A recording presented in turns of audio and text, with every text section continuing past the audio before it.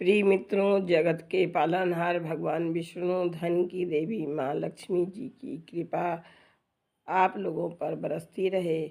मार्गशीर्ष मास के कृष्ण पक्ष की एकादशी को उत्पन्ना एकादशी के नाम से जानते हैं।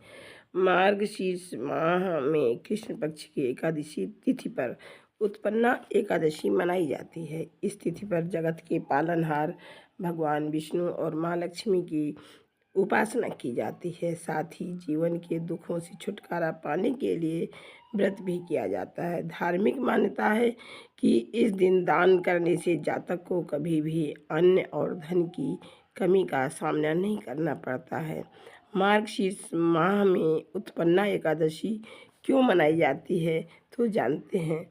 पौराणिक कथा के अनुसार भगवान विष्णु के शरीर से एक कांतिमयी रूप वाली देवी अवतरित हुई, जिसके बाद उन्होंने मूर राक्षस का वध किया। एकादशी तिथि पर उत्पन्न होने के कारण देवी को उत्पन्ना एकादशी के नाम से जाना जाता है। इसीलिए एकादशी व्रत की शुरुआत करने के लिए उत्पन्ना एकादशी को ही बेहद शुभ माना जाता है।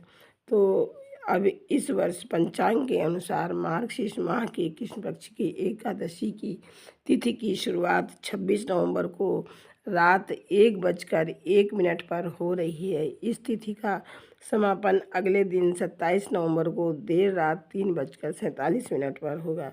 इस प्रकार से यह उत्पन्ना एकादशी इसका पारण अगले दिन द्वादशी तिथि में होगा और यह उदया तिथि के अनुसार उत्पन्ना एकादशी का व्रत 26 नवंबर को ही रखा जाएगा। के पालनहार भगवान विष्णु की उपासना के लिए या एकादशी व्रत रखने के लिए उन भगवान विष्णु को प्रसन्न करने के लिए एकादशी व्रत के नियमों का विधि पूर्वक पालन करना चाहिए। श्रद्धा अनुसार गरीब लोगों को अन्न, धन और वस्त्र का दान करना चाहिए।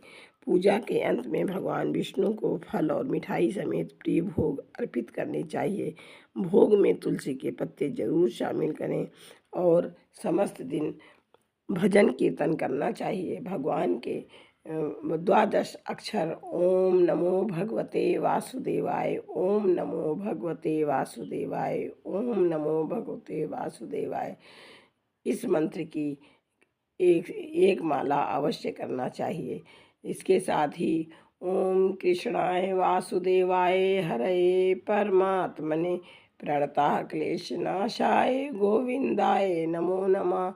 ओम कृष्णाय वासुदेवाय हरये परमात्मने प्रणतः क्लेशनाशाय गोविंदाय नमो नमः।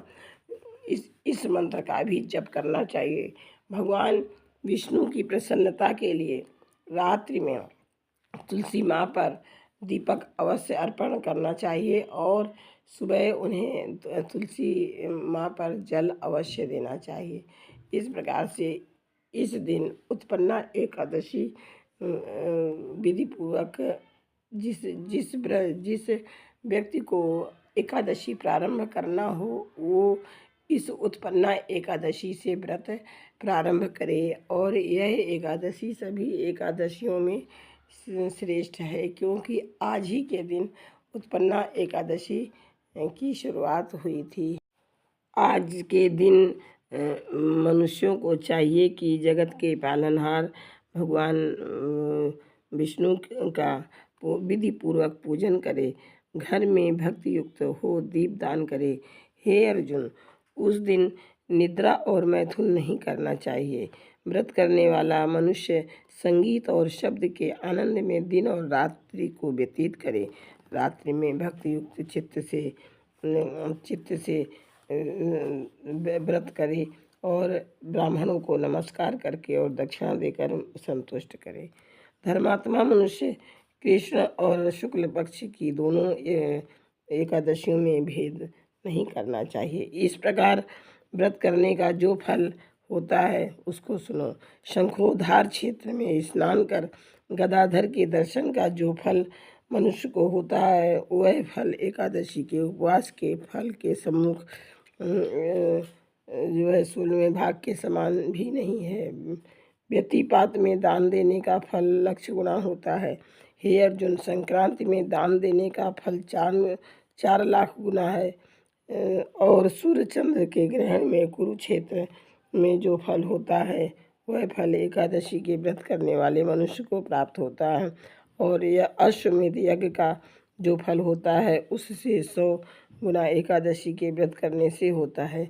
इस प्रकार से नित्य सभी एकादशी उसको जितना पुण्य होता है उतना एकादशी के दिन उपवास जो मनुष्य प्राप्त करता है और वेदांग पारंगत को 1 सहस्र गौ देने से जो पुण्य होता है उससे 10 गुना पुण्य एकादशी के व्रत वाले दिन होता है, जिसके ग्रह नित्य 10 श्रेष्ठ ब्राह्मण